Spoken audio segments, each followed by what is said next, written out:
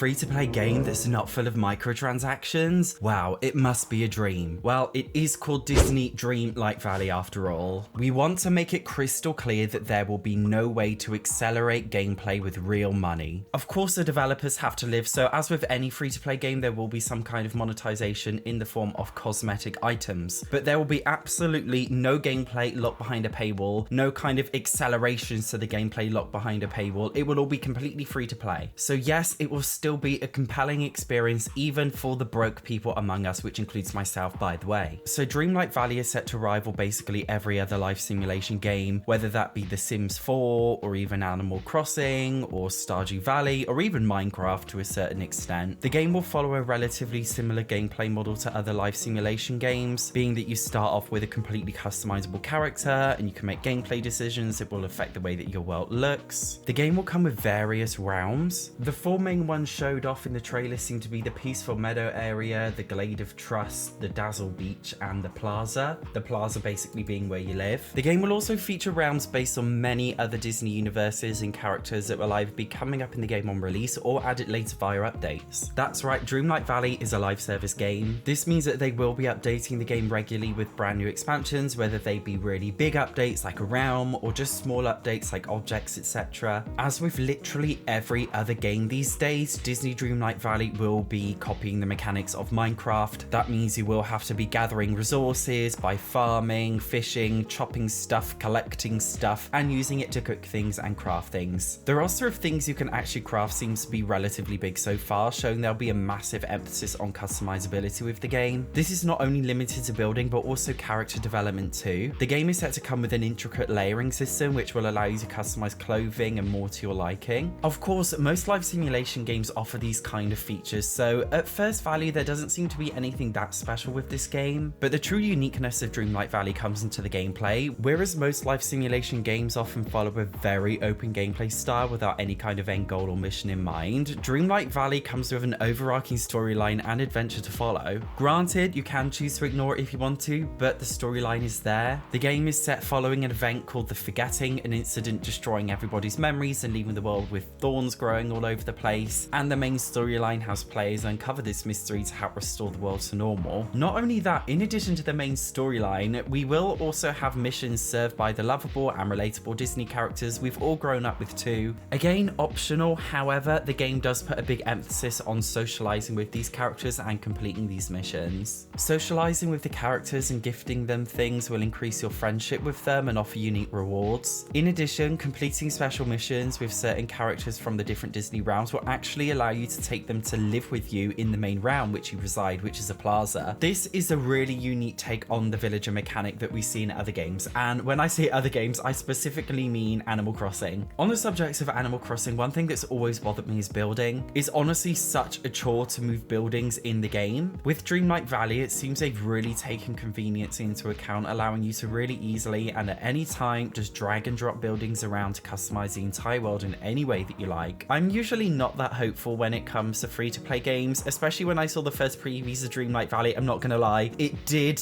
give off Facebook Farmville vibes, those kind of mobile app games based on similar concepts, especially seeing that Dreamlight Valley is being made by Gameloft. Gameloft is a developer that is known for making those kinds of cash-grabbing mobile app games. However, something about Dreamlight Valley does feel different. Although it clearly takes influence from the mobile app gaming genre, it feels like a complex enough experience to substantiate being like any other regular console or PC game. The game is set to come with something called a Founders Pack, which is basically an early access release version of the game. You can get it on Xbox Game Pass or you can pay for it. We don't know exactly what's coming with this yet, but surely it will come with some bonus features as well as being early access. I'm extremely excited and you should be too. Make sure you subscribe so that you don't miss any more Dreamlight Valley updates. See you in the next one.